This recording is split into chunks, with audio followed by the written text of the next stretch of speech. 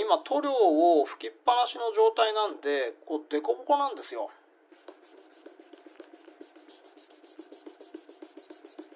ツヤツヤしてるところが残ってますよね。もう一回1200番で全体をね、きれいに均一に擦ってきます。こっちの面が今1500番をかけ終わった後ですね。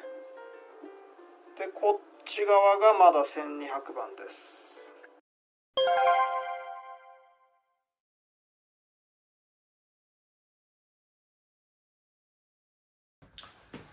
はい、今水溶きが完成しました。これからバフィングですね。はい、これからバフィングをしていきます。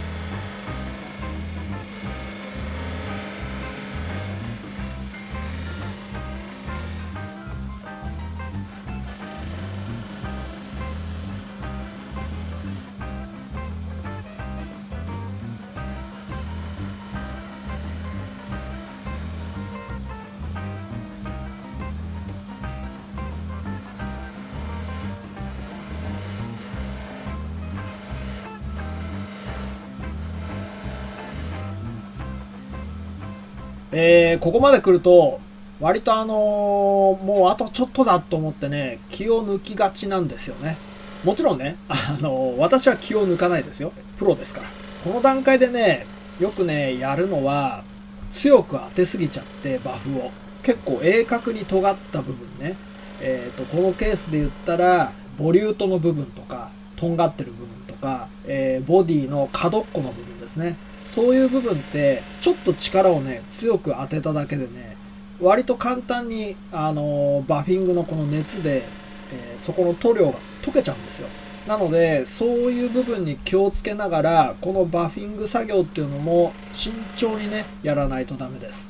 で、私の場合はこの機械でやるバフィングの他に、仕上げとして、手作業での、磨きもあります。この後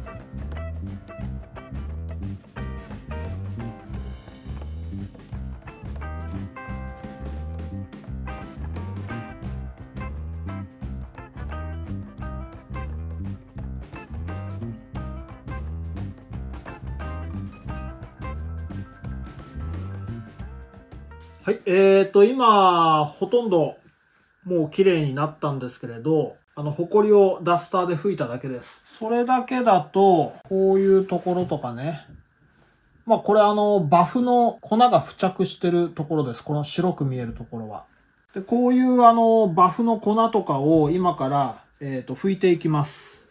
これはさっきまで水研ぎで、使ってたタオルです。ちょっと湿ってるんですけれど、湿り気がね、足りなかったら水に濡らして、で、固く絞ってね、で、それで使ってください。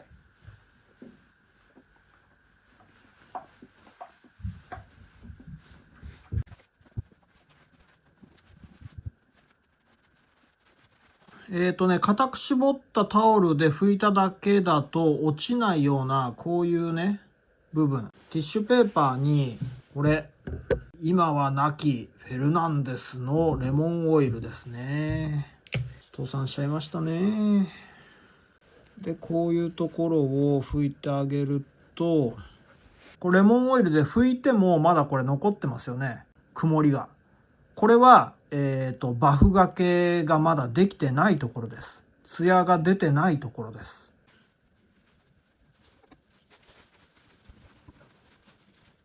そうですね。こっち側もね、まだね、この角っこの部分ですね。この辺とかね、まだね、ツヤが出てないですね。バフィングがまだできてないです。まあ、という感じで、くまなくこうやって調べていって、さっきみたいにこう落ちてない部分があったら、適宜レモンオイルをね、含ませたティッシュでバフの粉を落として、もう一回チェックします。で、そのチェックして、まだバフがけができてないところをもう一回バフィングします。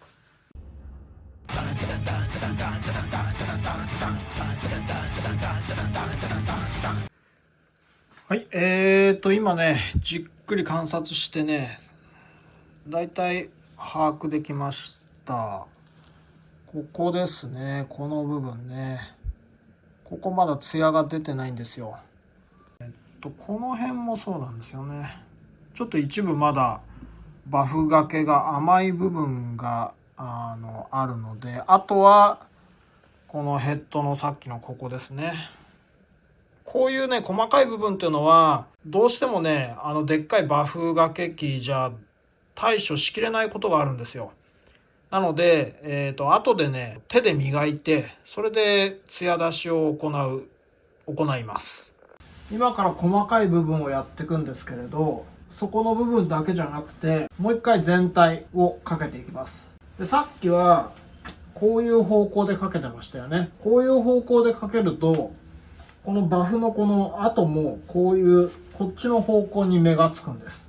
なので今度は極力こう交差する感じでこう木目と平行にかけていきます。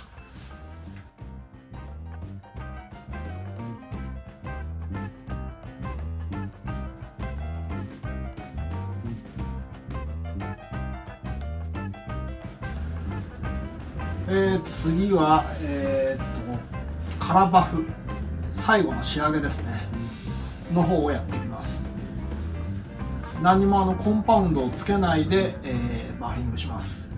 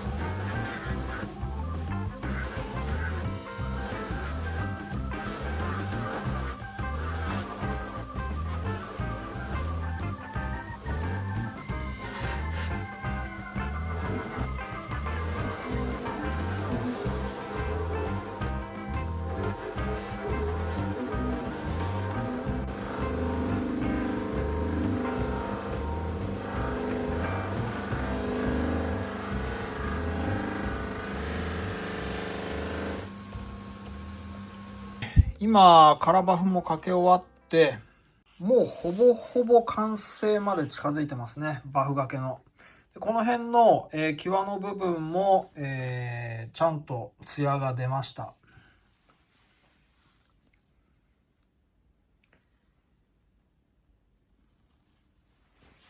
で、側面もこういう感じですね。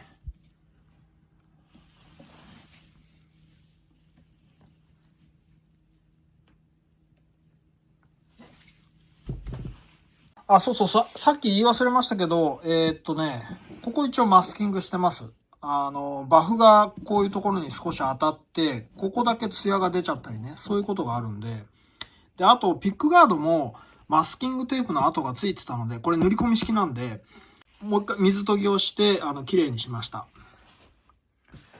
はい。で、この最後のバフがけ、実はまだ続きがあります。もうほぼほぼこれで完成なんですけれど、光に照らしてみると、もう微妙なね、もう本当に、これね、多分ね、素人の方じゃわからないです。こうやって塗装を毎回毎回やってる人間側からすると、まあ、プロの目からすると、わかるような、ちょっとした曇りっていうんですかね、まあ、があるんですよ。それをね、今から、これ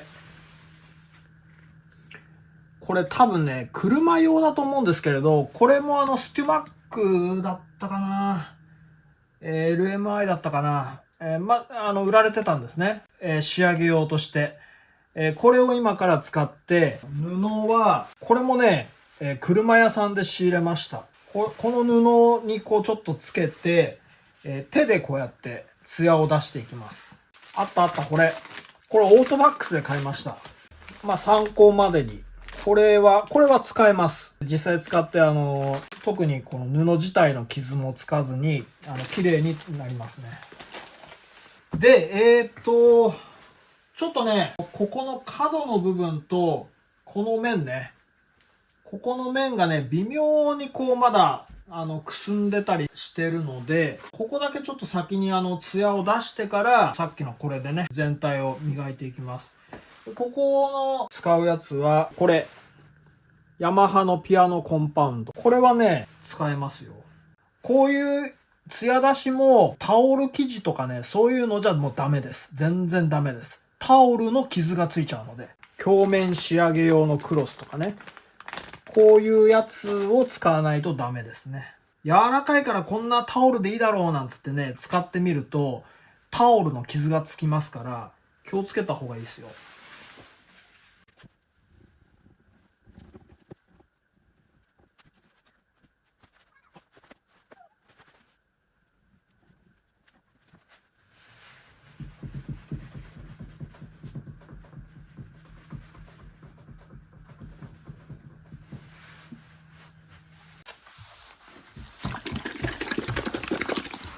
はい。では、いざこれを使って磨いていきます。使う量はもうほんと微量ですね。ちょんちょんとこのぐらいね、つけるだけでいいです。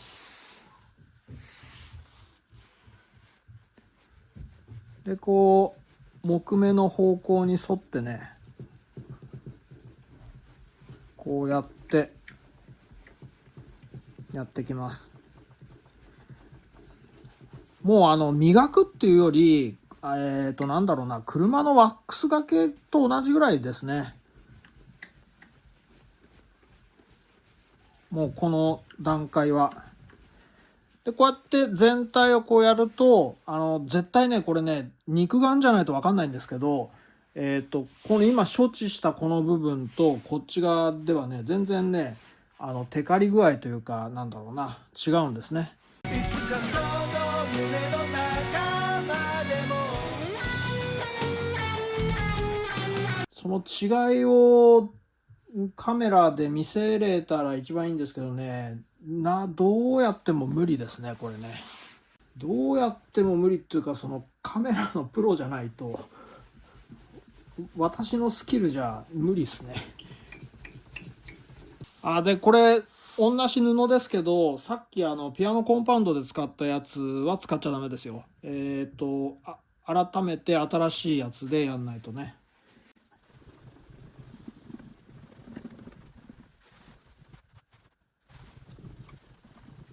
あとバフ掛けする時とかは時計とかね、指輪とか外した方がいいですね。思わぬところで時計の傷がついたりね、指輪の傷がついてたりすることがあるので、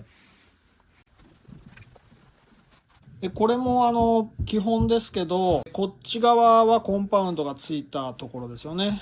面ですよね。でこうやってコンパウンドがついた面でこうやって全体を磨いたら、必ず今度は反対側で何にもコンパウンドがついてない面で磨きます。ほら、そうするとこれわかるかな。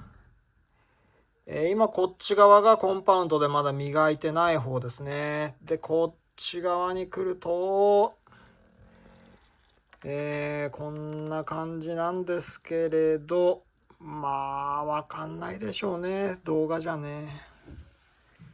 はい、こっち側が磨いてない方で、こっち側が磨いた方ですね。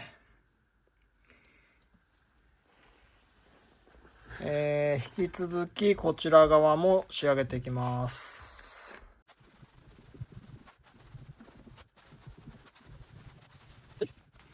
この拭き取りは新しいやつ使った方がいいですね。はい、これでバック面がもう 100%、 これで完璧です。あと全部ネック周りとか、手でやってきます。今のように。おそらくこの作業っていうのは塗装専門業者であれば行ってないと思うんですね。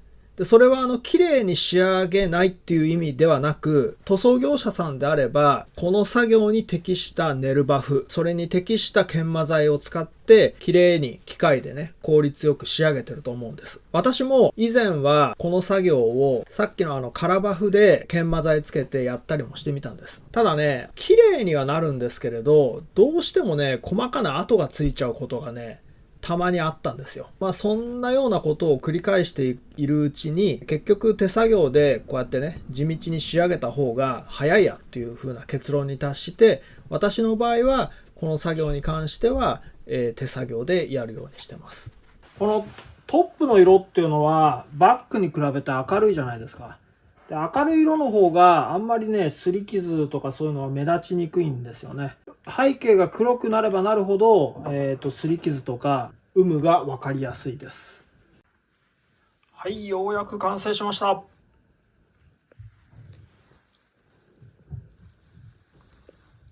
このテカテカ感、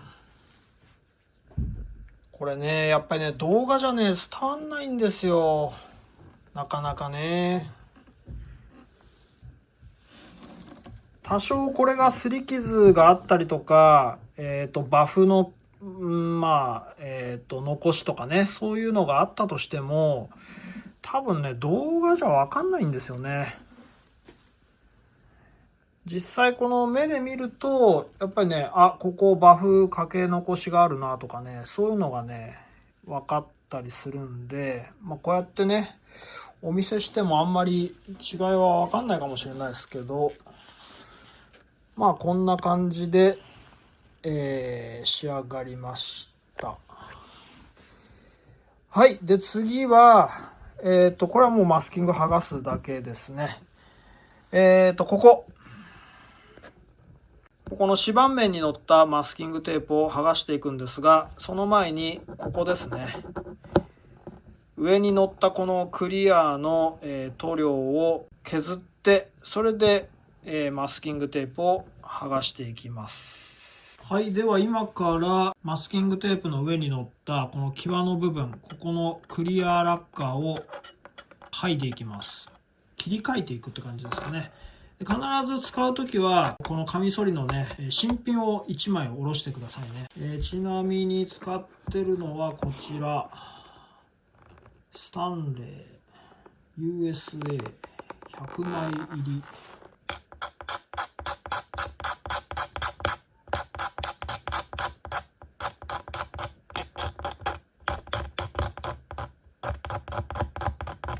こんな感じです。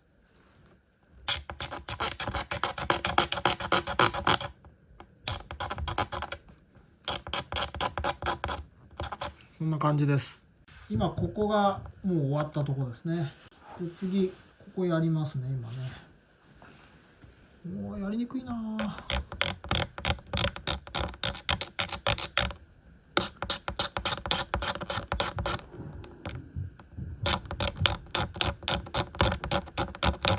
そう、マスキングテープのところまで行って全部剥がれるとこうやってちょっと白くなるんですよ。こっちとの違いが分かりますかね。よくこうやって観察していけば分かります。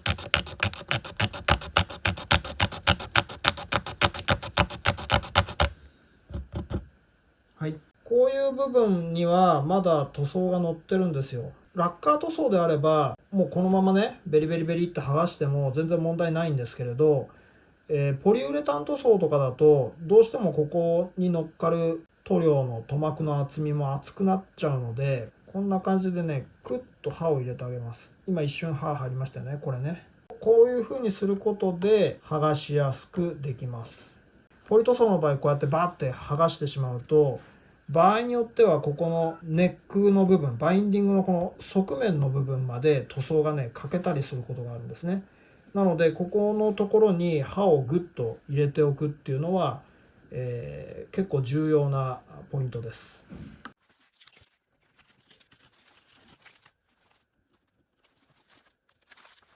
マスキングテープを剥がした後にこのフレットのこの側面ね、大丈夫か、細かい部分とかを今から処置していきます。あとこう指でこうやって触ってみて塗料のねバリが出てないかどうか、もしバリが出てるんであればこうやって軽くスクレーパーで描いていってバリを落としておきましょう。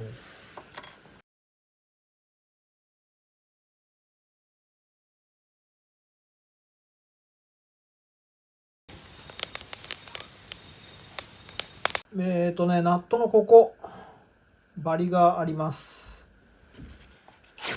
ここはねだいたい600番とかそのぐらいの番手で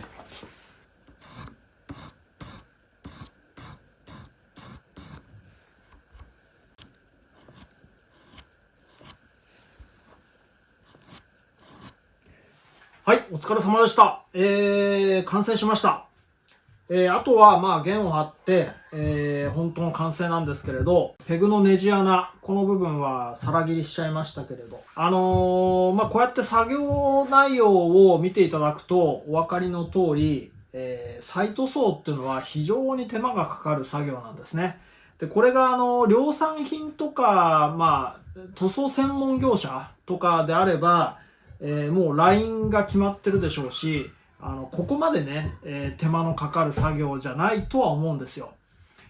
ただ、こういう個人でやってる工房さんとか、そういうのはもう全部ね、毎回毎回別の楽器ですし、この楽器の場合はこうだったとか、ああだったとかっていう違いもあるのでね、パターン化ができないんですよね。ですからその分時間もかかりますし、手間もかかるっていうことですね。で、ちょっと細かい部分見ていきましょうかね。こういう部分とかね、最初もうガビガビに塗装とか割れてましたよね。こういうところも綺麗になってます。クリアを吹くときにアンバーを混ぜたじゃないですか。この色がトップと合ってるかどうか。こっちのこの上の部分はオリジナルのこの色合い、塗装のまんまですね。で、この側面が、再塗装した部分。大体統一感が出てますよね。で、これが側面ですね。この側面とかももうバインディングとか結構バキバキでしたので、一旦これ全部剥がしてます。バックのバインディングは。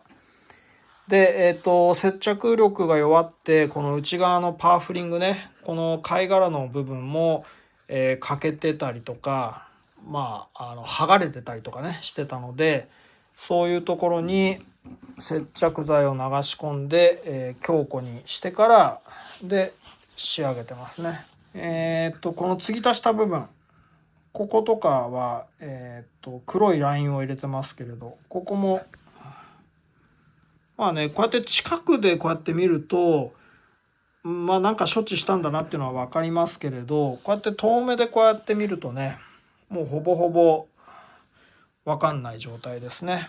で、最後にですね、ご存知の方はご存知だと思うんですけれど、マーチンっていうのは、ボディとネックを別々に塗装して、最後にボディとネックをジョイントするんですね。なので、このネックとボディのこの隙間の部分っていうのは、塗料が乗ってないんです。そこの部分で再塗装をしたのかしてないのかっていうのは分かってしまいます。例えばネックリセットで上塗りをしたとかね、そういうケースであれば、もちろんここに境目ができたまままた再接着するでしょうから、分かんないとは思うんですけれど、今回のケースのようにネックを一旦取り外すことなく、再塗装した場合っていうのは、どうしてもここの際の部分っていうのは塗料が乗っかっちゃうんですね。プロが見れば、あ、この個体は再塗装したんだなっていうのがもうすぐ一発でわかります。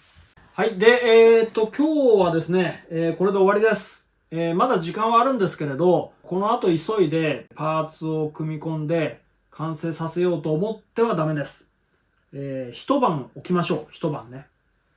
前にも言ったと思いますけれど、バフィングをかけると塗膜に熱が帯びるんですね。バフがけした後にこう手を触れてみるとちょっと暖かくなってるのがわかると思うんです。今こうやって全体見渡して、あ、もう綺麗になったなって、もう見落としとかないなと思っても、一晩経ってみると、場合によってですけど、あ、この辺なんかちょっと昨日気づかなかった傷とかがなんか少し浮き出てきたなとかね、そういうことがたまにあるんですね。なので、時間があるからって言って、このまますぐに完成させようとは思わないでください。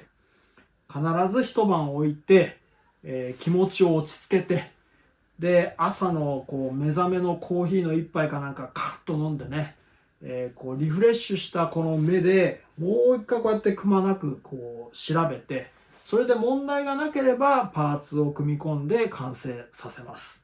はい、ということで今日は終わり。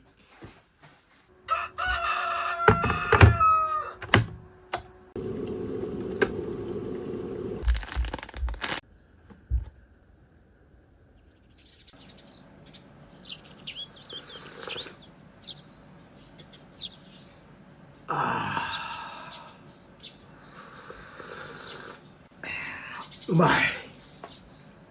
おはようございます。一晩経ちました。今から最後の最後の最後の最終チェックです。老眼鏡。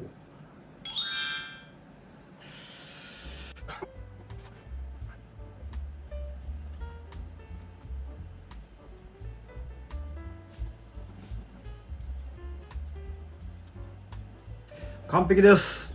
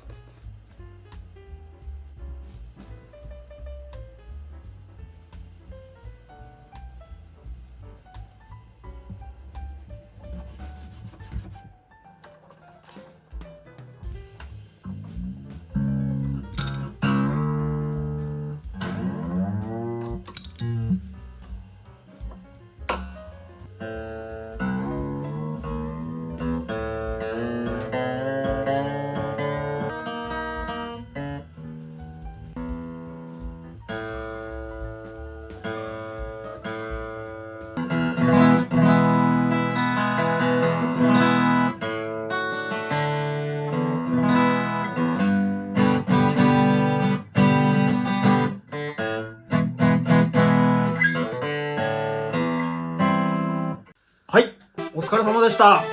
ようやく弦も張ってこれで完成です。再塗装したねこの部分っていうのはもう新品ですね、ほぼね。だいたいこの塗装の動画が、ナンバー4ぐらいまで行きました。まだね編集も何もしてないので全然わかんないですけど、こうやっって見ていただいた通り、絵的にはあんまり面白くないですよね。ただひたすら吸ってるみたいなね。吸って吸って吸って。もう本当にそれの繰り返しです、塗装は。まあね、今回の場合は、トップ面は手をつけなかったんですけれど、アコースティックギターのトップ面をもし再塗装するとなると、またね、厄介なんですよね。ブリッジが邪魔になるんですよ。ブリッジっていうのは、最後の最後に接着するものなので、トップ面をきれいに塗装しようとすると、ピックガードが邪魔になって、ブリッジが邪魔になって、一旦外さなきゃいけないんですね。で、その後にこう、全部、艶出しまできれいに仕上げてから、ブリッジの接着面の部分だけ塗装を剥がして、もう一回ブリッジを再接着しないといけないとかね、そういう手間がかかるので、アコースティックギターのトップ面に関しては、まあ、あんまりやることはないですかね。今回のこの D45 タイプ、まあ、こういう装飾が施されたものに関しては、バインディングの剥がれっていうのはよくあることですけれど、こういう装飾が施されてると、そこの部分まで剥がれて持ってかれちゃうんですね。なので、結局、低粘性のアロンアルファとか接着剤を使わざるを得ないので、それはなぜかっていうと、接着剤を染み込ませたいからですね。綺麗に仕上げるためには、もう本当に今回のように塗装をね、再塗装しなければ綺麗にならないっていうね、そういうデメリットはありますよね。まあ、ただ、バインディングの剥がれに関しては、たとえこの装飾のパーフリング、貝の装飾がなかったとしても、一旦全部剥がして、で、全周をね、接着し直すとなると、物が綺麗であればあるほど、仕上がりは汚くなるんですよ。どうしても。ここの塗装の表面とかの部分が欠けちゃうわけですから。なのでね、まあ、しょうがないっちゃしょうがないんですけどね。まあ、とりあえず、今回のこのご依頼に関しては、大成功に終わったなという感じですね。ちょっとね、一部危惧してたのは、木材の収縮によって、このバインディングとパーフリングとの間にかなり段差ができてたんですね。このケースは。その段差を平坦にするために、パーフリングとバインディング側ですね。こっちの出っ張ってる方を、多く削ってって、で、木の部分とつらい位置にするっていう作業があったので、そこの部分でもしかしたら貝とかがね、もう削り取れちゃって消えちゃうかななんていうのもね、最初は危惧してたんですけれど、特に大きな問題はなくてスムーズにいきました。はい。ということで、まあ、塗装をやるには無の境地になって、ただひたすらね、作業することも大切だと思います。私登山やるんですけれど、登山もね、この先すごい急坂が待ってるんだよなとかってね、あんまり考えないんですよ。5メーター、10メーター、その目先だけこうやって見て、コツコツとね、登っていけばね、とりあえず足さえ動かしてれば、いつか頂上に着くんで、こういう作業も一緒です。とりあえずコツコツね、少しずつ進めていけば、いつか完成するので、もちろんね、作業の、全工程を頭の中でシミュレーションして、それで、後半でこういう作業が待ってるから、じゃあ前半のここの部分でこういう作業をしなければいけないなとか、そういう組み立ては大切ですよ。はい。ということで、いかがでしたでしょうか。よろしければ高評価ボタンとチャンネル登録お願いします。それでは。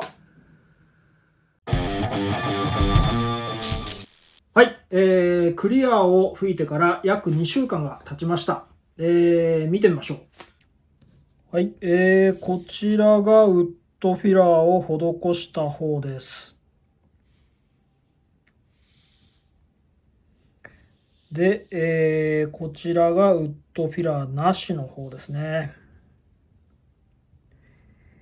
よーく見てみると、この表面のデコボコ具合が若干ですけど、ウッドフィラーなしの方がデコボコが大きいですね。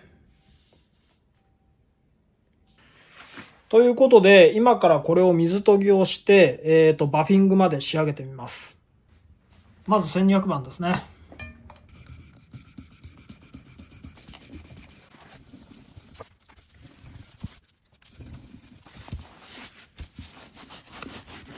よし。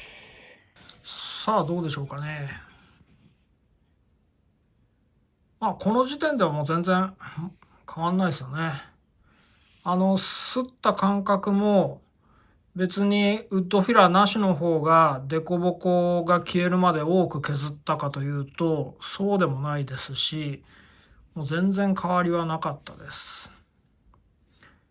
でこれ今1200番なんであと1500番ですね。はい、それではバフがけしてきます。今バフがけをしてきました。ピカピカです。でこの状態でもう特にねどっちの方が凸凹が残ってるとかそういうことはないですね。もう完全にもうどっちも同じです。で最後の仕上げこれで磨いていきます。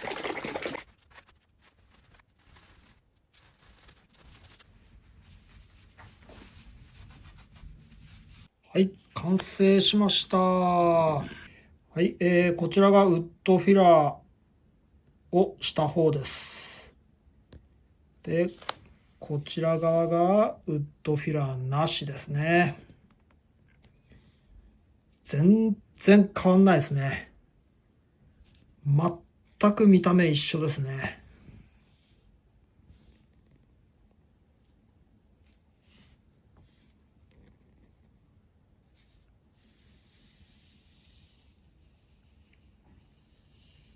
はい。ということで、端材による実験、マホガニーにウッドフィラーを施した方と施してない方で、塗装をした場合にどういう変化があるのか。結果なんですけれど、双方ともほとんどというか全く変わんないです。完成した時点ではね。じゃあ、これから何が変化が起きるかっていうと、特にラッカー塗装の場合は、年月が経つにつれて、塗装がこう乾燥して引けてくるんですね。で、その際に、おそらくなんですけれど、ウッドフィラーを施した方より、ウッドフィラーなしの方、目止めをしていない方が、銅管のこの、なんて言うんだろう、跡というか、あれがあらわになってくると思うんですよ。その違いだと思いますね。で、あとは、ウッドフィラーっていうのは、全体のこのね、色合いを変化さす。例えば、あえて意図的にウッドフィラーに黒色を使ったりとか、赤色を使ったりとか、そういうことをすることで、その上から塗るチェリーレッドとか、ブラウン系の色とか、最終的なこの仕上がりの見た目を変えることができるっていう、そういう役割も持ってます。はい、ということで、いかがでしたでしょうか。私もね、こうやって改めて実験をするのは、今回初めてで、何の疑いもなく今までアッシュとかね、マホガニーとか、銅管が太くて目止めが必要だよっていう風に呼ばれてる木材に関しては、必ずウッドフィラー施した後に塗装をしてきたんですよ。で、ただ、今回こうやってね、実験してみると、全然変わりないですよね。はい、ということで、こういう結果になりました。マホガニー材はウッドフィラーいらないかもね。皆さんご自由にやってください。